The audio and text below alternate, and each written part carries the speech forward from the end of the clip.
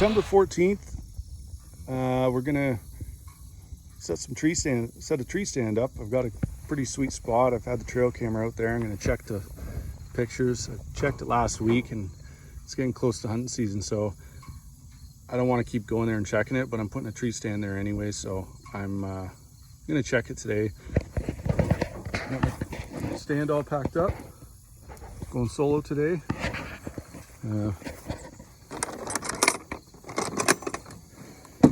Got some gear, got tie down, saw, axe, some rope, and we'll get this stand up, kind of show you how I do it by myself. One thing really gets on my nerves, you know, don't be like this guy. Don't make your own path through the farmer's corn. It's terrible. So we're gonna get the tree stand up and I'll have an empty trailer, so there's a lot of riffraff here. I'm gonna clean up a bunch of garbage on the way back through, and you know, there's a 50% chance my tree stand's gonna get stolen because there's so many people back here that shouldn't be. Now, I'm trying to keep them out, but yeah, let's get going.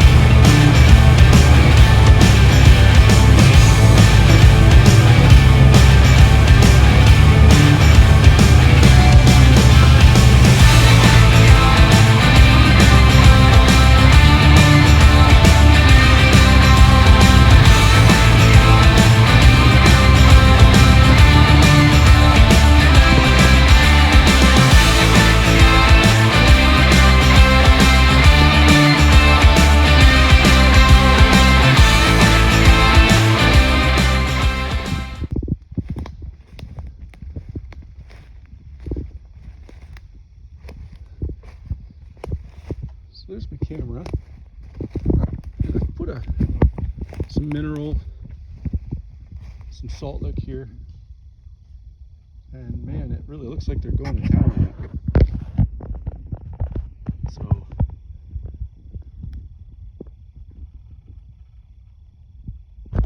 let's have a look and see what's on that trail camera.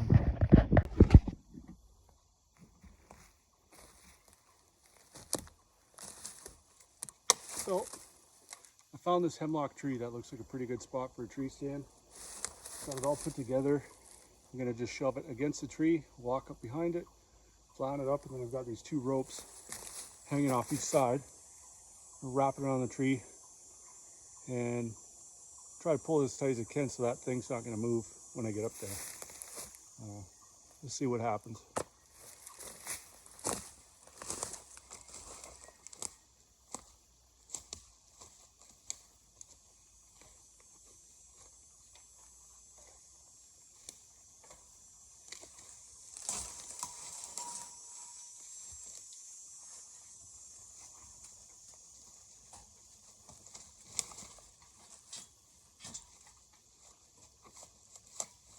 Just walk back.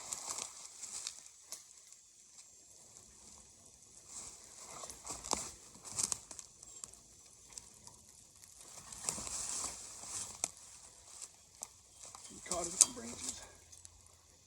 Okay, so the hard part's done.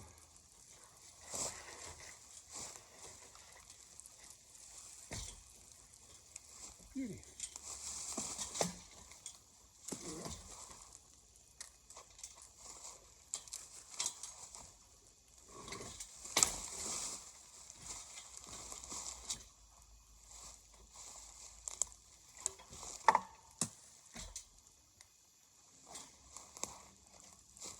Good.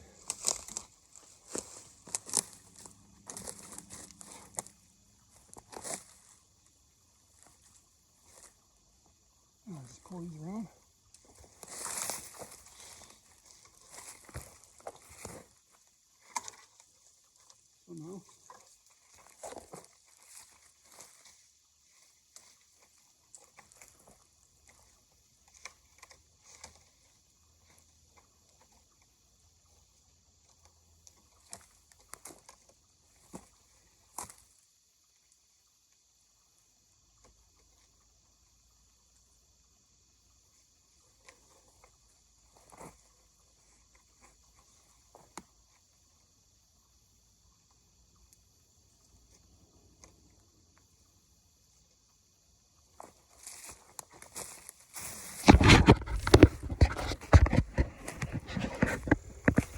There.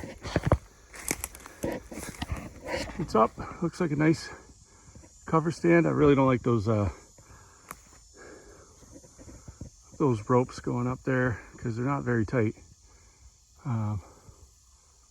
So I'm going to put this cross member piece in here. That'll stiffen everything up, and I'll ratchet strap that to the tree, and then I'll see how sturdy it is, and maybe I can climb up it enough to get up there and throw a rope around it. All right, I got it up. Maybe make a few small adjustments. And then last year, kind of forgot about this, but I put a salt block on here. And look at how the deer have just beaten the pulp out of that.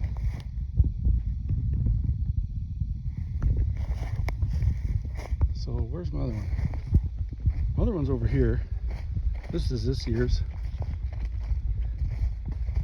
I've got a hole dug there. And you know, maybe I don't know what it does for sure. Like, it's nice to have the minerals and stuff out before the deer are growing their antlers, because they say, you know, that'll help grow a bigger buck, bigger antlers. I kind of do it because the does seem to really like it. And you know, if you can keep the does around, the bucks will be around. It's a different season now, early bow season, compared to when they hit the rut.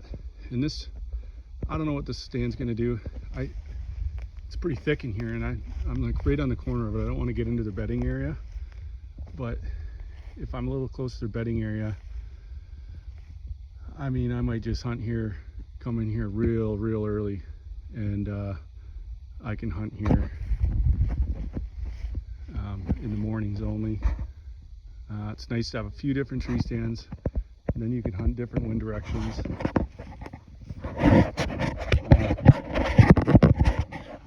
I think I'll have to be careful with wind here, because it's just, when the corn's on, the deer can be anywhere.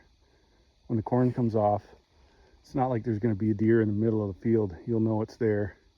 You know, they could still sneak behind you, but you got to kind of, I like being in thick bush when I hunt. But I got a view of the field, so if during black powder season, I can take a poke out in the field if there's a nice deer out there. So you got to kind of think of all these things. I'm going to get this tree stand cleaned up. It's in a pretty sweet spot. Those hemlocks are great to put stands in, because there's lots of cover and it's dark under there and they can't see you. So yeah, it wasn't that bad doing it by myself. I had to reset those two ropes once I got the middle part on. Once I got this middle part on here and got it tight, I could climb up about halfway, throw those ropes over here, tie it to this tree, and actually took a ratchet strap and just ratchet strapped them really tight so there was no movement. And I think that's the best way to do it. And right now it's got one strap on there. These things are really cheap. You know, I don't put all my faith. I'm a hefty guy, so I'm just gonna add one or two more. They're cheap enough. And I'm gonna trim out some shooting lanes, and this is done. So here's my view.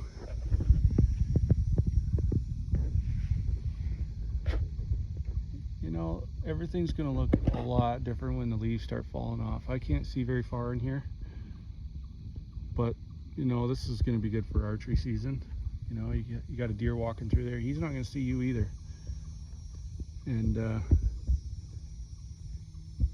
you know, we're predators, right? So we can see a little flicker of an ear from way over there, and then you know something's coming, or you hear a snap of a twig and you see a little flicker of a tail.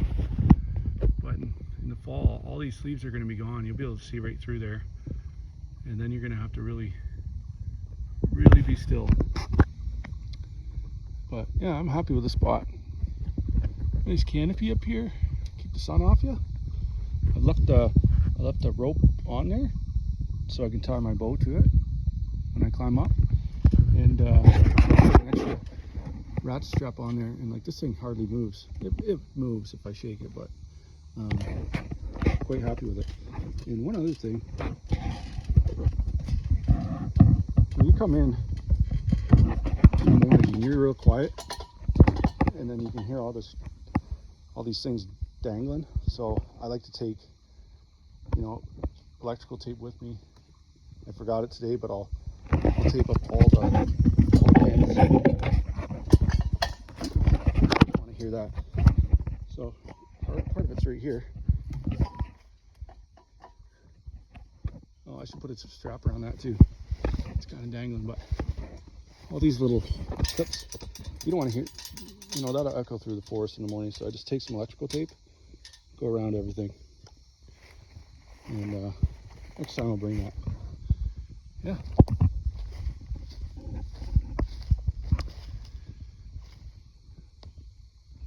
Very good. So I'm gonna wait till the very end before I shoot something small. I won't shoot a small buck. But that being said, I have a family of 6, 4 kids to feed. So my wife has a tag and I have a tag. So that's 2 deer for our family. And last year I got a roadkill too. So this year alone we ate 3 deer, and it really helps our family out with the grocery bill. So I'll take a big mature doe, you know, if I start getting to the end where these bucks aren't coming around. But I'd rather shoot a nice big doe than, you know, a small 6 or a small 8 that I have on my camera, because that deer next year is going to be a bigger deer and a bigger deer, and I've been doing that for a couple years now. It seems to really be paying off around this area if I can keep everybody out of here. So another thing I used to do is I used to wrap a chain around there, and I'd put locks and I'd put all this shit on there, and people would still steal them. So I just, you know what, I cut my losses. Come and get it if you want it. They just cut them off. So it doesn't make a difference to try to lock stuff up. This stand was stolen from me once, and I had an idea who it was. I drove right into their driveway, and there it was sitting there. So I got it back, luckily. But if you could put your name on it somewhere, scratch your name somewhere where nobody can see it, and then that way you can prove it was your stand, it really helps a lot. I've thought about doing air tags and stuff like that, but you know, they're not cheap either. So these stands are pretty reasonably priced. If they steal it, well, I guess I'll just have to get another one. But they go up really easy. We used to make these homemade tree stands, and they're just terrible to put up. You know, you need 2 guys and everything else. So yeah, but you know, with my family starting to get into hunting, I'm going to have to start getting some double stands. But anyways, well, there you go. Got 1 tree stand up. I've got to go check the other ones. I've got a double tree stand that me and my wife like to sit in. It's actually my favorite spot, but it's down in the bottom of a gully, and I'm probably just gonna honestly go down there and take care of that one myself. I got to move it over like 10 feet. I've seen a lot of deer coming last year, and I couldn't get a shot at them. So little you know, adjustments like that can make a big difference for the next year. But anyways, if you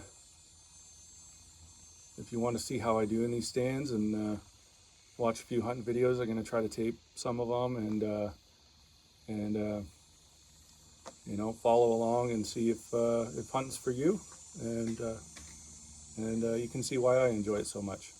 Well, thanks for watching.